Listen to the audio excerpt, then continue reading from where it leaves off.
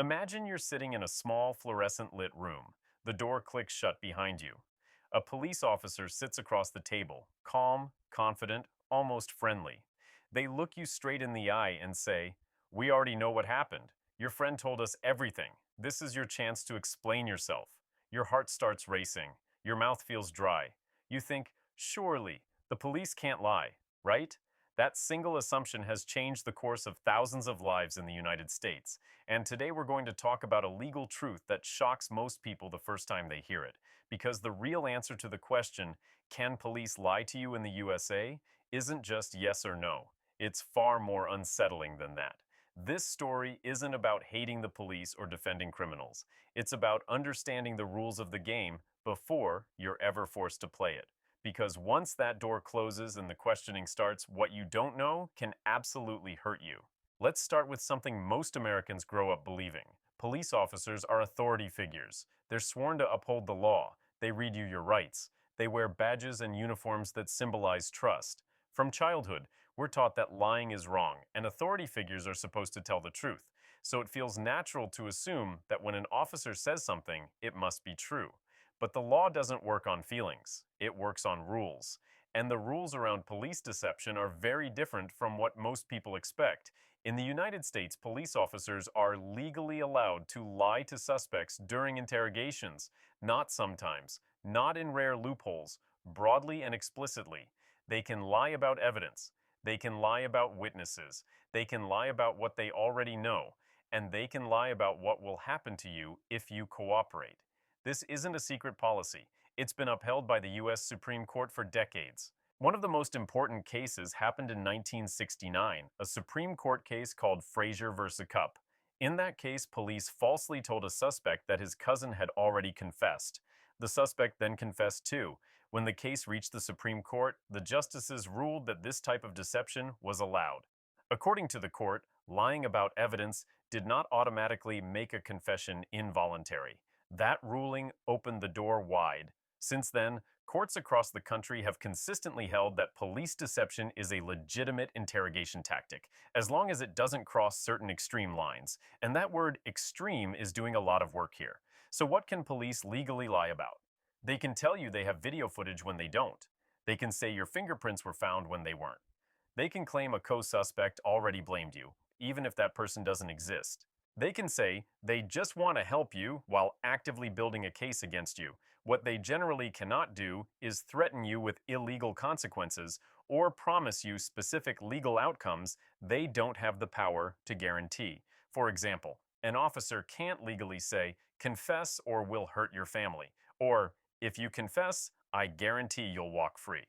But even here, the boundaries can get blurry in practice. Now let's pause for a moment, because this is where tension really sets in. If police can lie and you don't know they're lying, how are you supposed to protect yourself? That's exactly the point of these tactics. Interrogations are psychological environments. They're designed to create pressure, confusion, and emotional imbalance. Officers are trained to control the flow of information. You usually know very little. They often know more, or at least appear to. And here's something that surprises even intelligent, educated people. Innocent people confess a lot. Studies have shown that a significant percentage of wrongful convictions involve false confessions. People who did nothing wrong, who genuinely believed the truth would protect them, ended up talking themselves into prison. Why does that happen?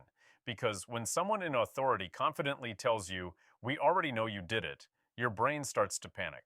You start thinking in short-term survival mode.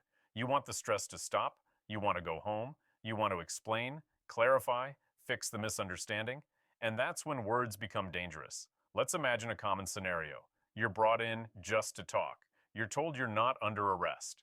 The officer smiles and says, "This is informal." They might even say, "If you didn't do anything wrong, you don't need a lawyer." That sentence alone has ended countless lives as people knew them. Because the moment you start talking, the moment you answer questions, you're giving them material. And here's the key detail most people miss. Police reports and testimony are what matter later, not your memory of what you meant to say. An officer might lie and say, "We found your DNA at the scene." You think, "That's impossible. I was never there." So you start explaining where you were, who you were with, what time you left, what you wore. In trying to clear yourself, you may accidentally contradict yourself, forget a detail, or say something that sounds suspicious out of context. And once that happens, the tone changes. Now the officer isn't your friendly listener. Now they're focused, sharper, more assertive. They circle back to that inconsistency. They press. They repeat questions. They imply consequences. And remember, they're allowed to lie about what they know. Another moment of tension comes from television and movies. We've all seen the scene where a cop says, "We can help you if you help us." It sounds reasonable, cooperative, human. But legally, police officers do not decide your charges. They do not decide your sentence. They do not control what a prosecutor does. And yet, they can imply leniency without promising it outright. They might say, "Judges look more favorably on people who take responsibility." Or, "This goes a lot easier when people are honest." Those statements are vague enough to be legal, but powerful enough to influence your decisions. Now, here's where things get even more disturbing. In most states, police are allowed to lie even to minors during interrogations. Teenagers, kids who don't fully understand their rights, kids who are especially vulnerable to authority pressure. Some states are starting to change this, banning deception in juvenile interrogations, but it's far from universal. Let that sink in. A scared 16-year-old can be legally lied to by trained adults in a high-pressure environment, and a confession can still be used in court. At this point, you might be wondering, is there anything police have to tell the truth about? Yes, but much less than people think. Police must tell you your Miranda rights only when two conditions are met. You are in custody and you are being interrogated. If either of those is missing, they don't have to read you anything. They can ask questions, they can chat, they can listen. And even after Miranda rights are read, many people waive them without realizing the consequences. Saying, "I understand," is not the same as protecting yourself. Here's another uncomfortable truth. Police are allowed to keep questioning you even if you're innocent, even if you're exhausted, even if you're scared, as long as the interrogation doesn't cross the legal line into coercion. And courts often give police wide leeway in deciding what counts as coercion. Now let's reflect for a moment. None of this means police are evil. Many officers genuinely believe these tactics help solve crimes and protect the public.